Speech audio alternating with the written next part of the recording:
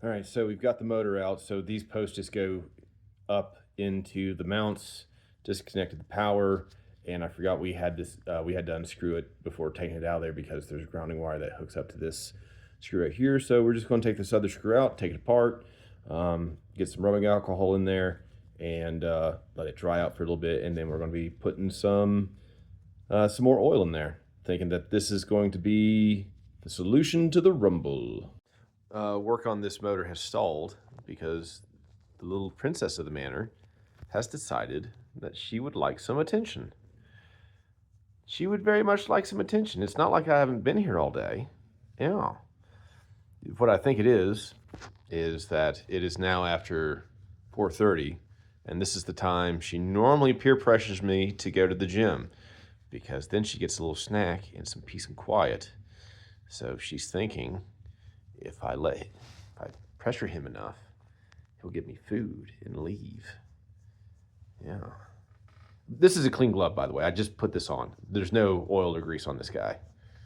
My hair's crazy. We're not petting the dog with oil and grease on with a glove. Get out of here, crazy bastard. I think it's definitely the motor, because when I pulled this apart, that was bone dry.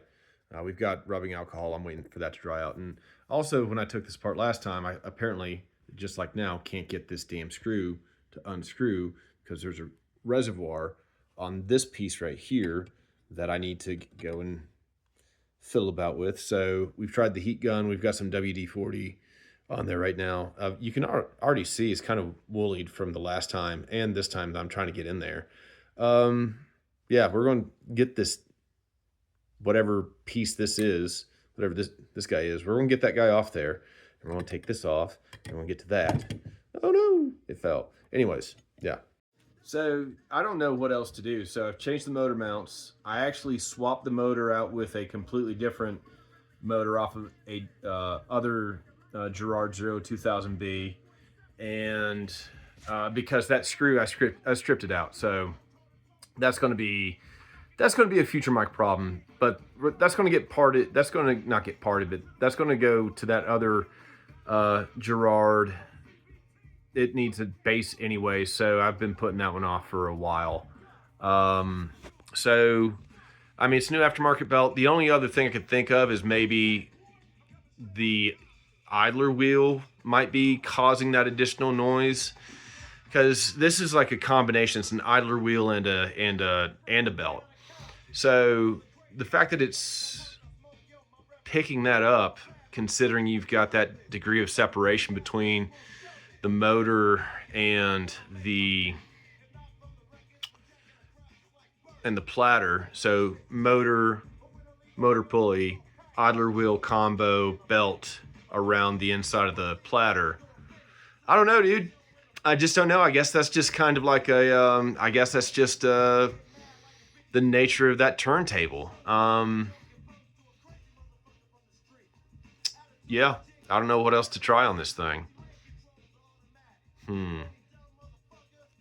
So when I was doing the 990Bs, which is mechanically the same thing as these 0100 or 02000Bs, there wasn't any rumble at the very beginning. Now I did have it hooked up to the stereo system out in the living room, but the main difference there was I didn't get the idler wheels refurbished because the rubber on them, clean glove, not going to touch my hat with oily stuff, is the idler wheel. I didn't get them refurbished. So I'm wondering, and I'm thinking that refurbished idler wheel, so that guy right there, refurbished, may be the source of the rumble. So we're going to swap them out with another refurbished one, and maybe this one has less rumble or more rumble. You know, I kind of wish I still had a 990B on hand so I could take one of the OEM idler pulleys and throw that on there. Because as of right now, if you have this model or the 990B and you need one of these, there's only one source for these guys, and the only thing they do is refurbish them. So I mean, not the only thing they do, but like you can't just buy one new. They're not making new aftermarket parts, so it's an exchange. So you send the old one out and get this one in, and so both of these are refurbished by the same dude.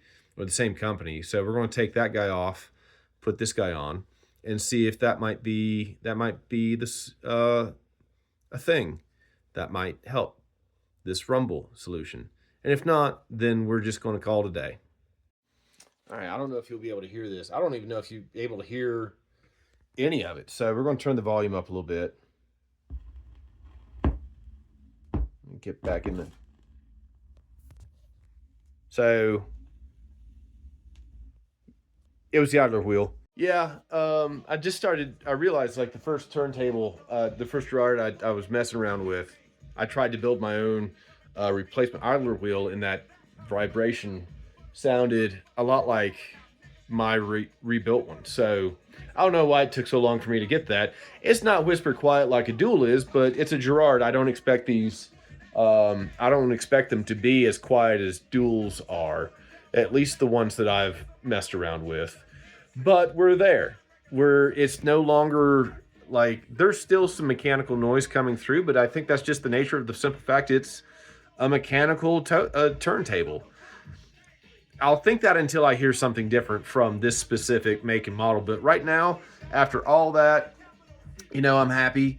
So the idler wheel that I pulled off of this guy is going to go with that other Z200B, and we're not going to touch that for a while. That screw stripped out, so I need to get, and it's a small little fine screw that holds that little pulley down to the post on the motor.